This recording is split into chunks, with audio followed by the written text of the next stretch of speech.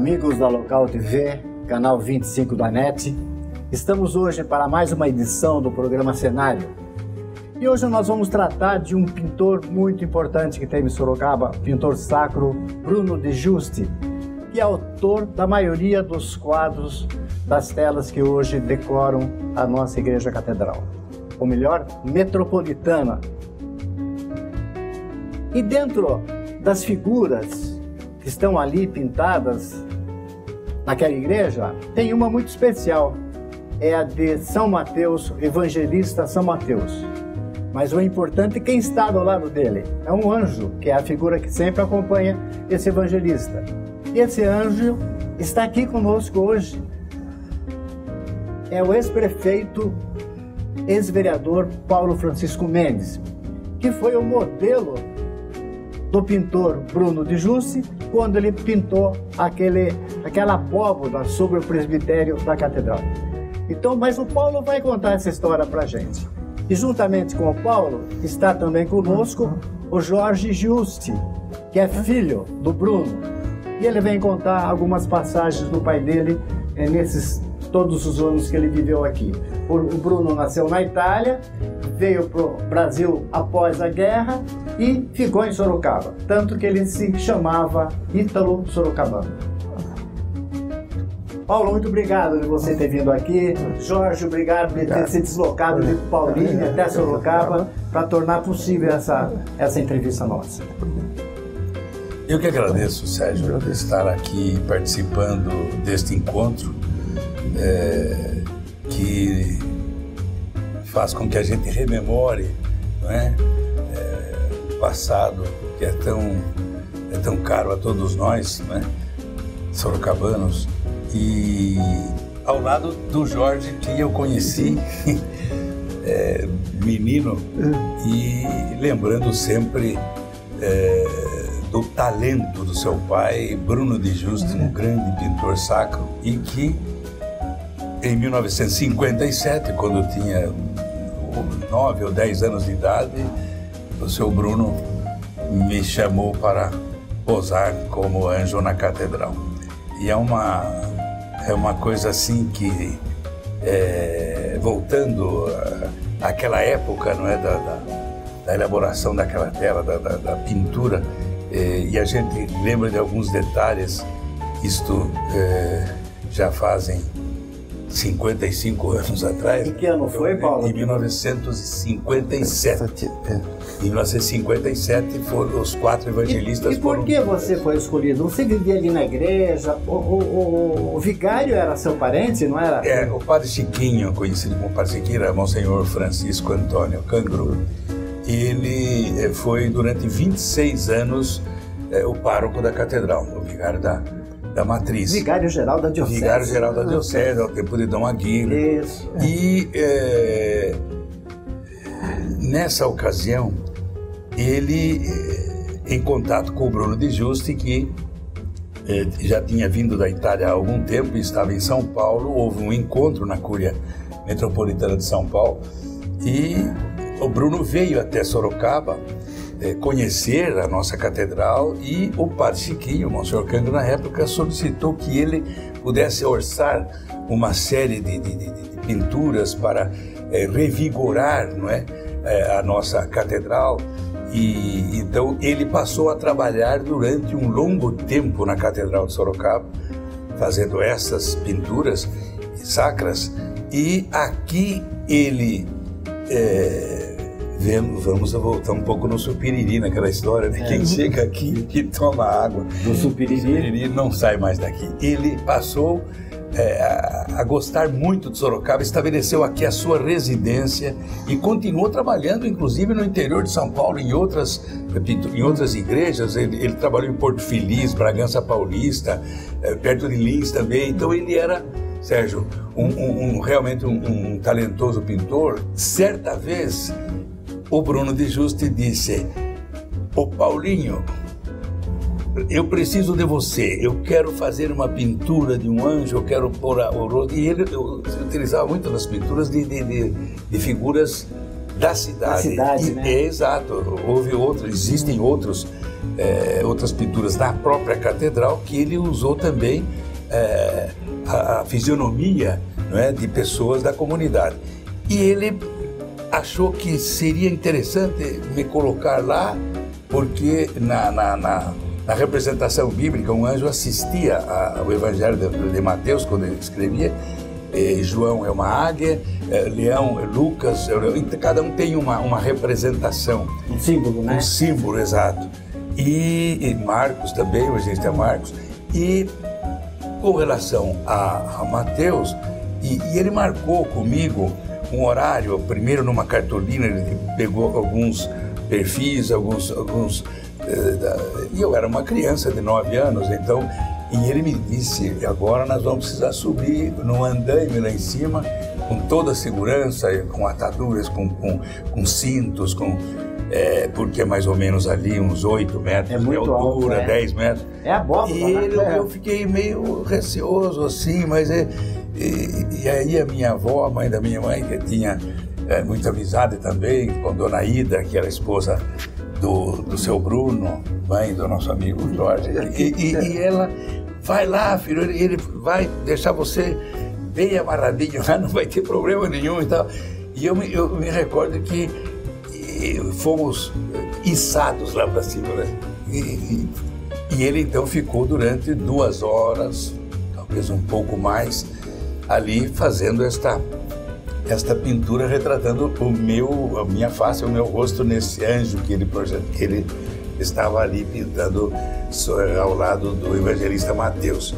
Mas o interessante, Sérgio, é que em meio àquele trabalho passou a chover muito, chover forte, com raios e relâmpagos e tudo.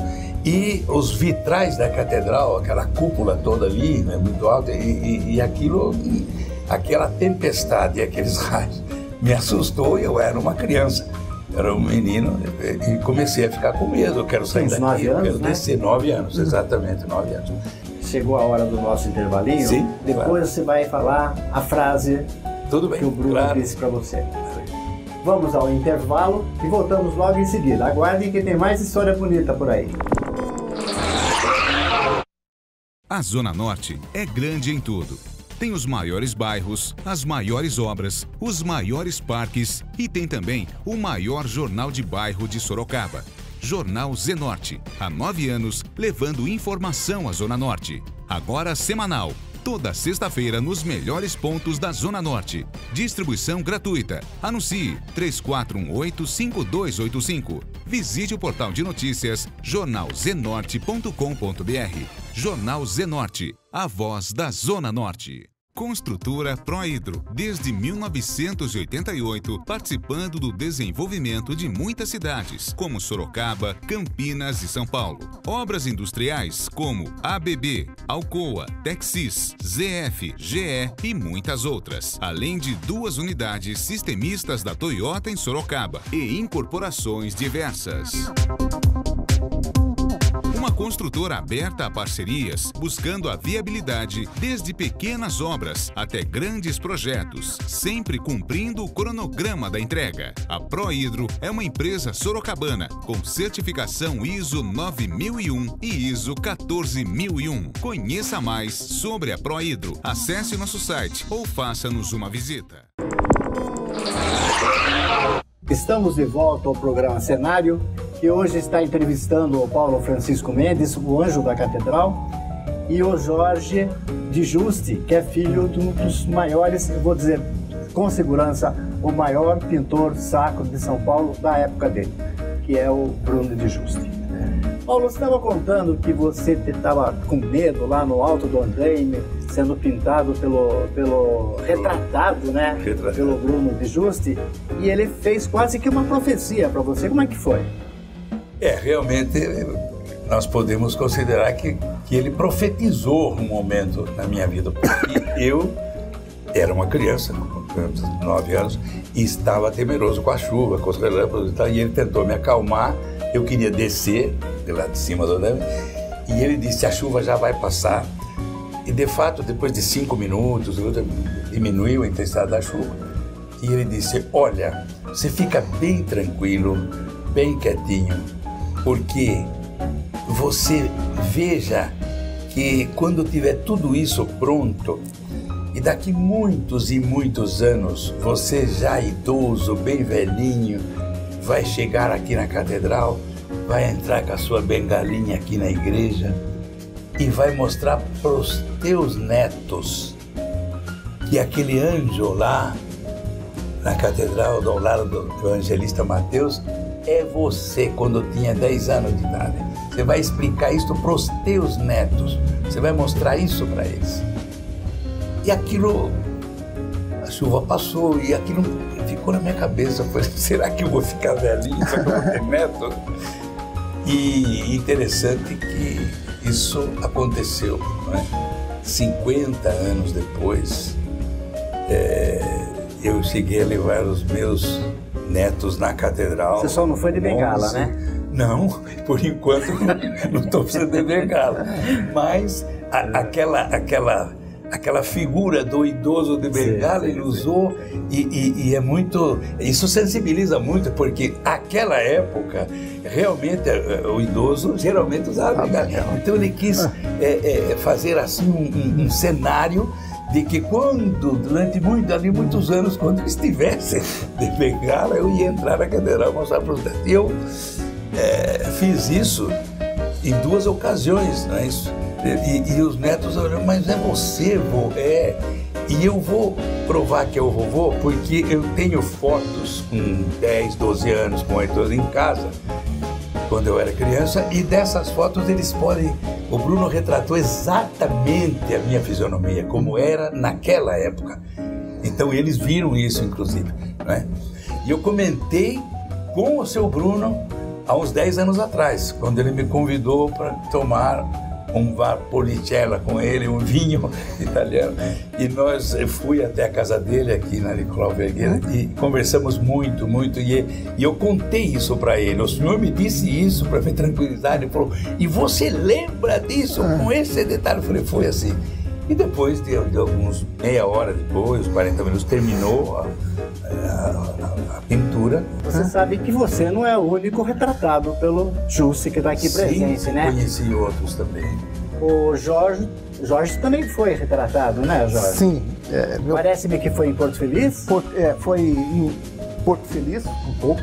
Em Campinas também, né? Na igreja do Bonfim, em Campinas, né? Então você está espalhado pelas igrejas aí.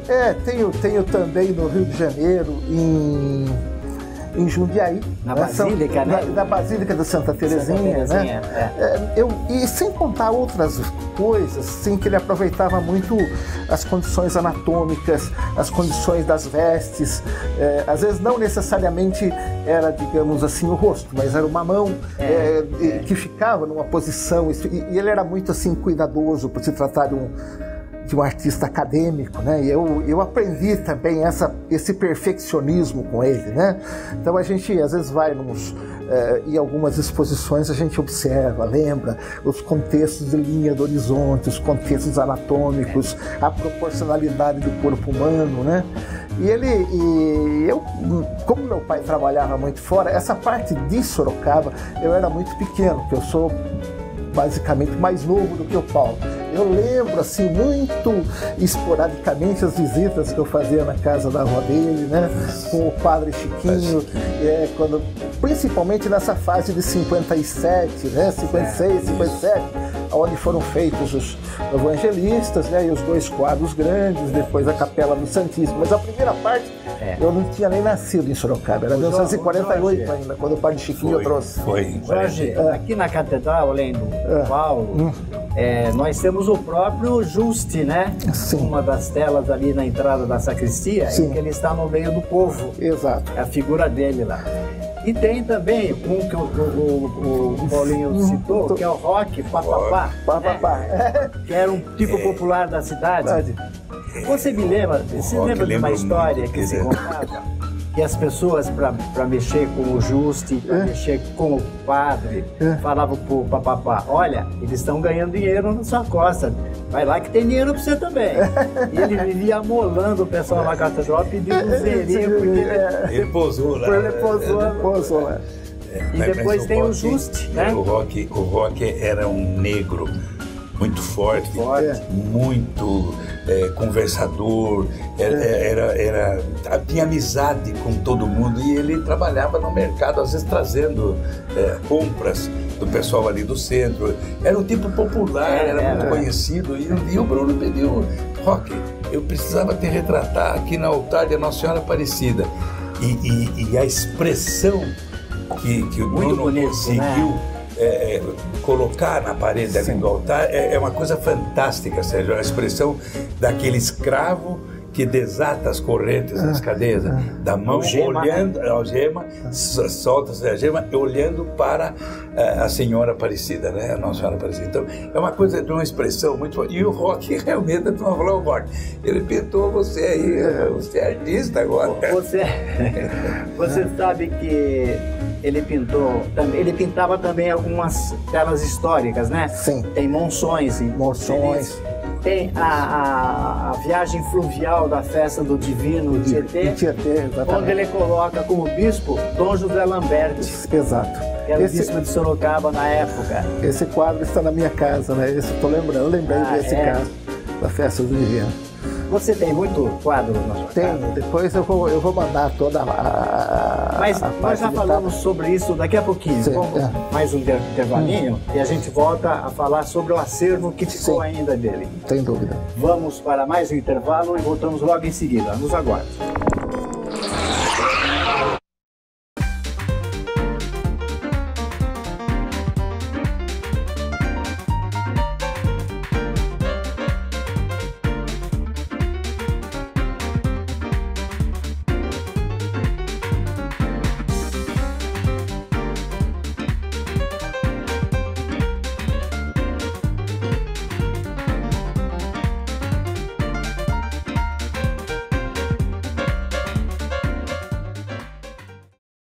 Transformar projetos em grandes obras sem alterar o planejamento, é preciso conhecimento, capacitação, equipamentos de ponta e muita dedicação.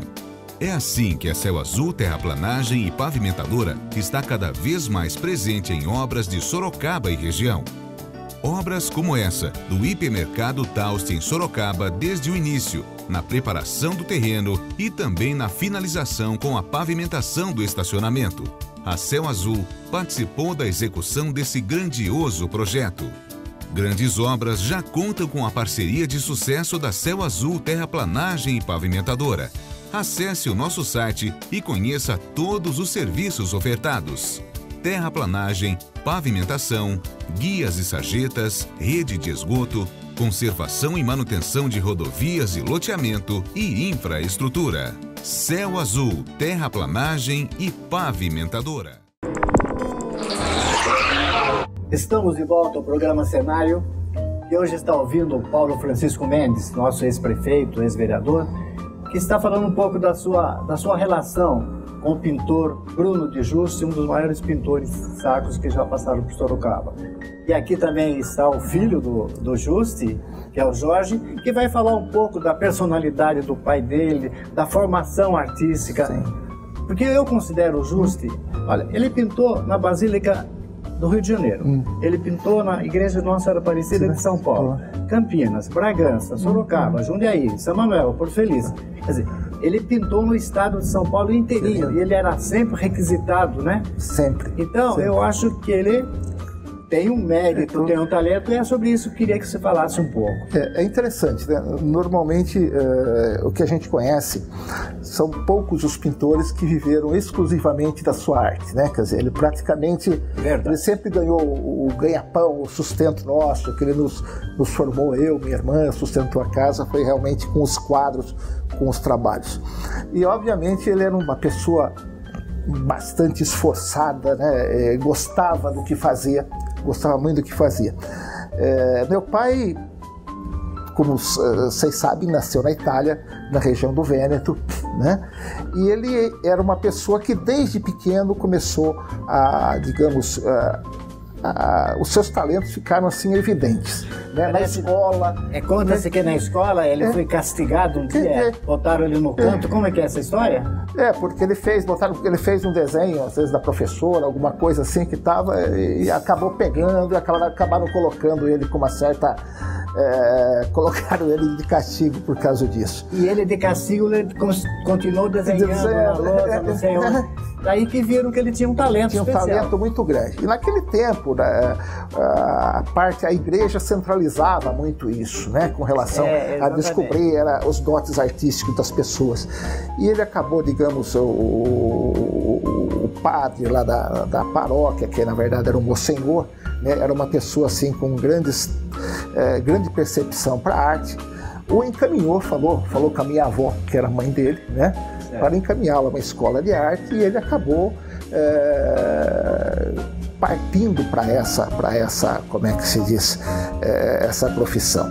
E com o advento da Segunda Guerra Mundial, que infelizmente o pegou com 19 para 20 anos de idade, que é a época que as pessoas vão para o quartel, e ele acabou indo para a Iugoslávia, teve passagens terríveis, tristes, mas ele sempre diz, os pincéis e o lápis sempre o ajudaram, porque ele sempre acabou indo, digamos, para as áreas, digamos, para os quartéis generais, para intendência, para justamente fazer os desenhos, para fazer todas as coisas que precisavam, digamos, dessa parte artística. Depois, com relação a isso, ele conta, né, que quando você sabe fazer alguma coisa, não importa a situação que você esteja, você sempre é requisitado para fazer aquilo.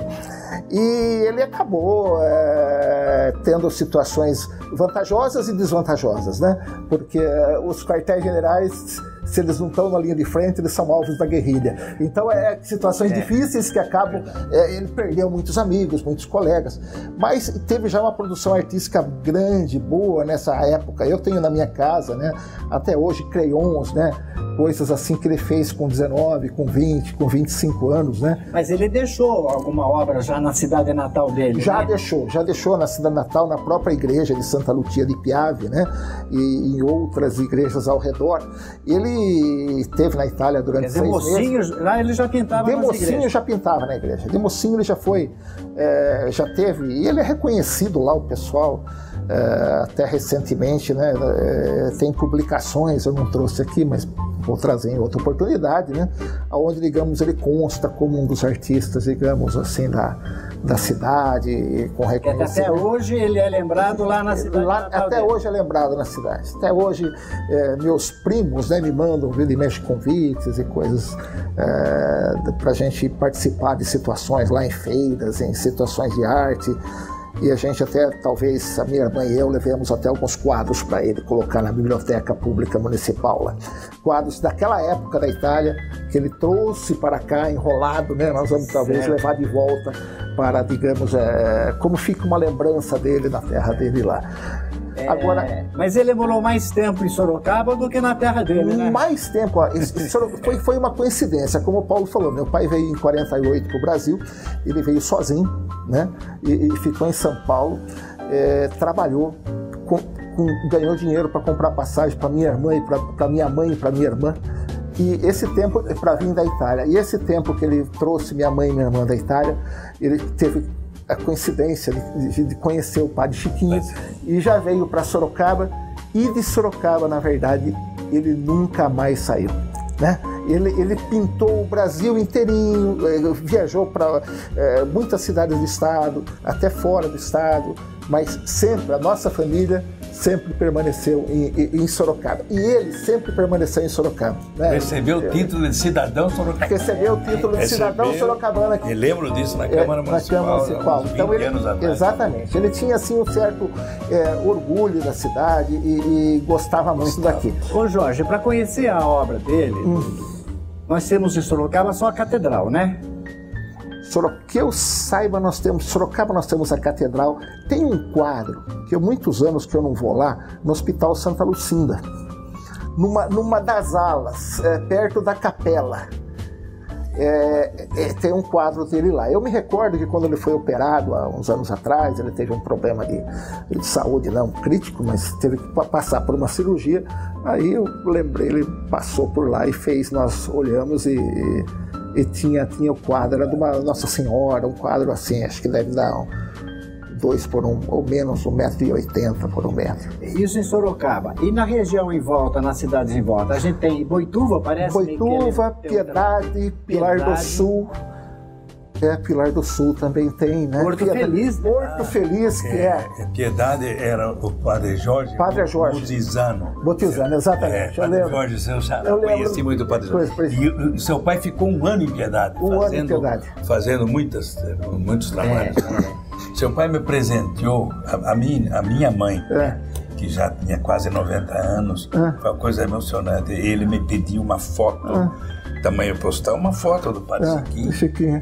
E disse, me traga uma foto do Padre Chico, que é meu irmão, meu grande amigo. E fez, Sérgio, uma tela de 1 metro por 70. Pintou, retratou. Uma tela está na sala da casa da minha irmã, que morava com a minha mãe. Então, ficou lá durante... Está lá até hoje, né? Ele deu de presente essa uma pintura. Me retratou com uma fidelidade à expressão.